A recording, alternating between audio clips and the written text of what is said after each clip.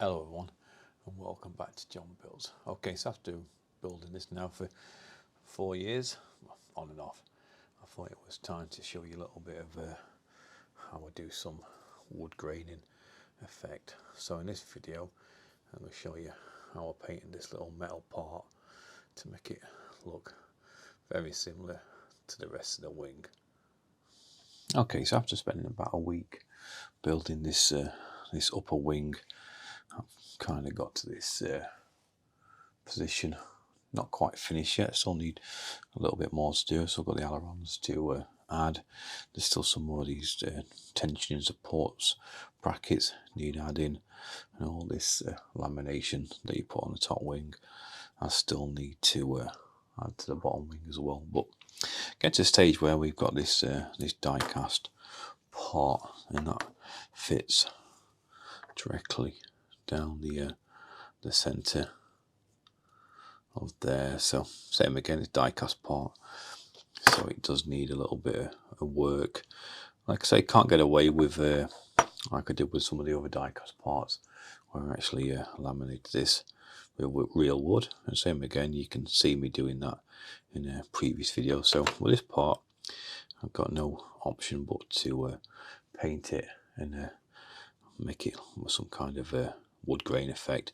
But the first thing I'm going to do is actually just get this clean first. So where I can, where possible, I do like to use my my little USB drill with a little drum sanding attachment on it, so I can get all around the outer edges with that. But on the inner edges this time I'm going to have to just take my file and just take out all the flashing.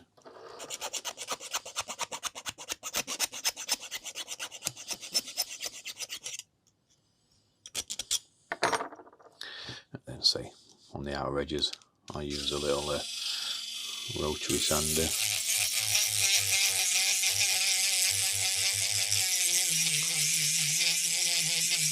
Okay, so I'll just clean this up and then we'll come back. Okay, so after sanding that for about 2 minutes, now I'm just going to give it a bit of a dry fit. I'm not going to push it in all the way because I'll have to get it back out again, but yeah, a little bit of pressure, that's going to fit in there really nice. Okay, so now we're going to move on to the painting stage. So it's up to you if you want to prime it. I haven't bothered, but if I was going to use some Tamiya surface primer. But I found that these die-cast parts have just taken the paint really well. It's just personal choice of what you're trying to reproduce, and I'm kind of going for this the oak effect on these central beams. So say if you was going for something like that, you'd completely paint it in a different colour. So what I'm going to do to start off with is I've got a few choices. I did try some of this walnut brown from the Artesania paints, and I was fine with that, but it just looked a little bit darker than this section. So I'm actually going to go with this Vallejo brown sand this time. So I'm just going to drop a little bit on top of a cup and just take like I say, it's up to you. If you've got an airbrush, you can airbrush it, but I want to kind of keep this a little bit more of a traditional build, so all I'm going to do is just hand brush it all over.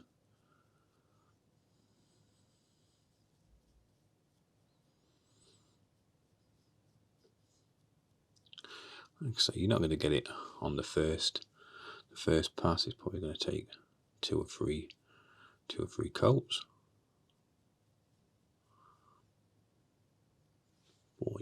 All you're wanting to do with your first coat is just to get a nice even coverage.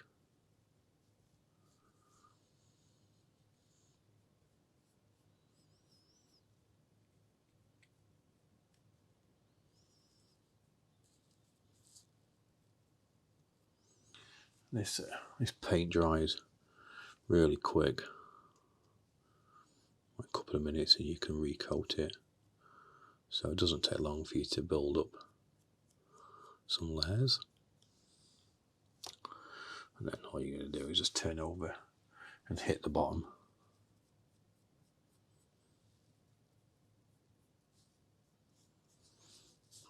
Don't really have to worry about this front bracket. That won't be seen as it's put into position, but these edges will be seen because there is a down the because of the part of the wing where that part's going to fit. It's all visible, so you will need to paint down these edges.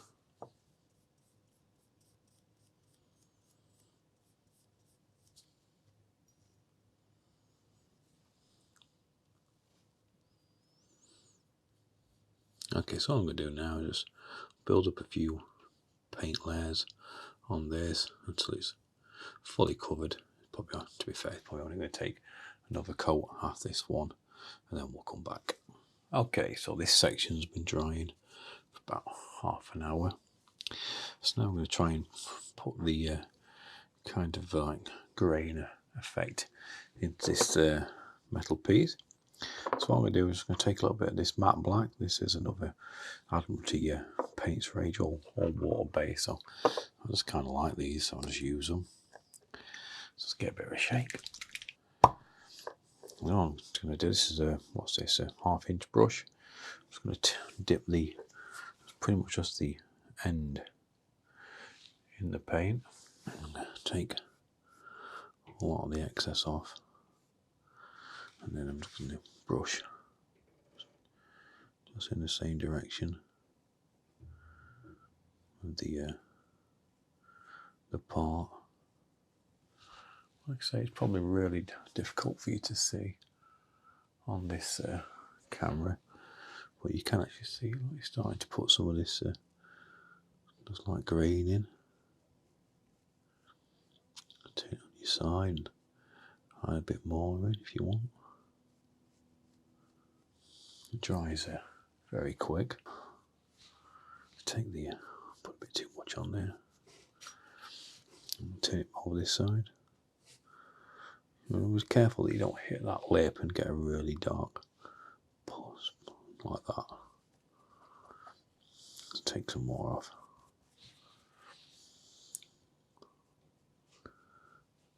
Because there's a curvature on that part, it hit the lip first and made it very dark.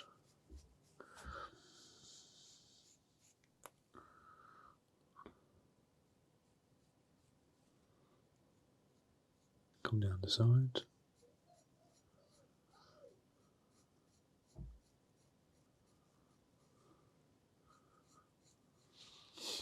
Then we're just going to go back into the original paint that we used to start with. And then just tone some of that black back.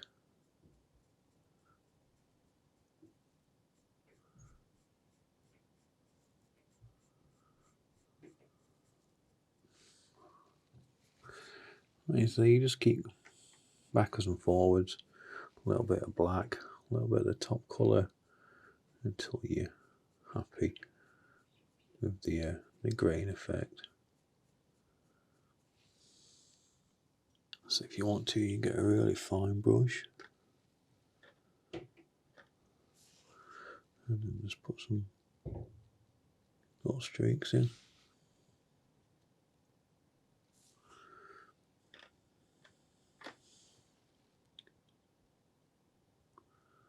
Just make them very random.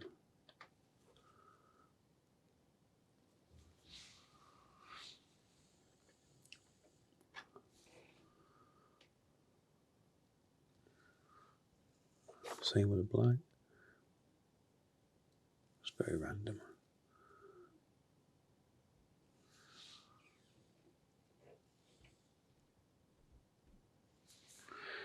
And just a bit more of the top colour, just to blend it back a touch.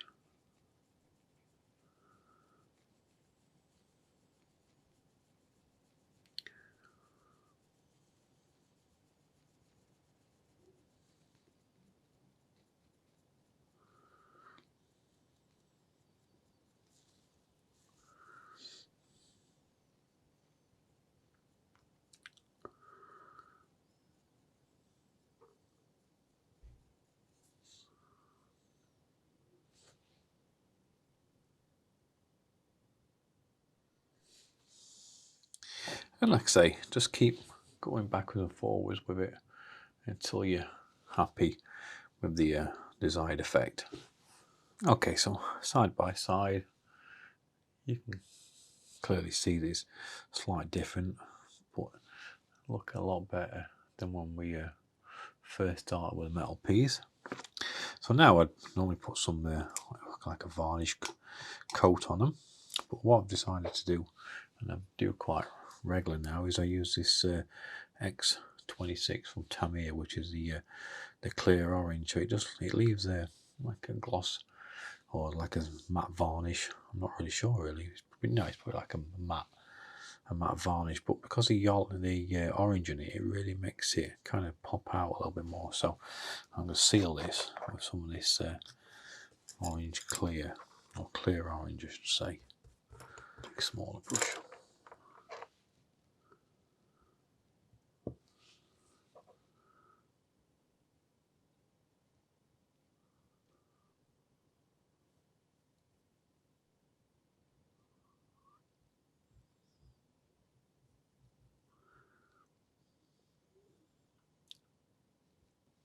It does make the wood now look a lot more similar. It makes the colours that we put on a second ago, just it really enriches them.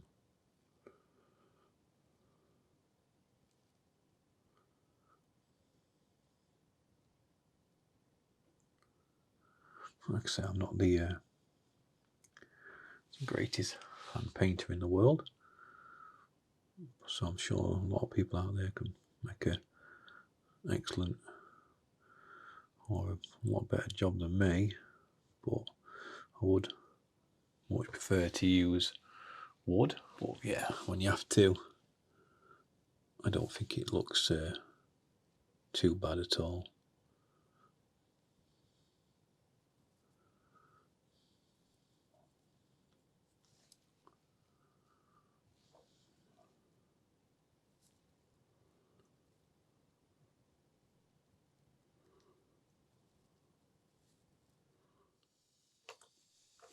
Okay, so once it's dried, it'll dry a lot.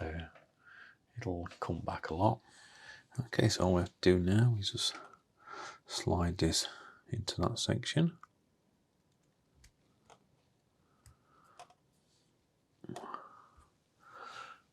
And that doesn't look too bad at all, really. Yeah, quite happy with that. So yeah, to say what we how we started at the with the part at the start of the video, how it looked to start with. I don't think we've done a bad job at all, really. Yeah. So anyway, hope you enjoyed today's video. If you did, don't forget to give me a thumbs up, and I'll see you all again soon. Okay, so thank you for watching today's video. Just want to say a big massive thank you to everybody that's been watching this series recently. It's had a real upturn in views. That's really pushing me on to get this this Sopwith Camel finished. I'd say probably this is video number 19 in the series, or is it 18 in the series? So I'm planning on doing just 3 more videos, attaching the bifold wing, attaching the engine, and then yeah, I think that's pretty much it. Probably another video where I do all the tension wires, and then hopefully that'll be the end of January and the Sopwith Camel will be finished. So I want to say a massive thank you for everybody that watches my videos, and I'll see you all again soon. Take care, everyone.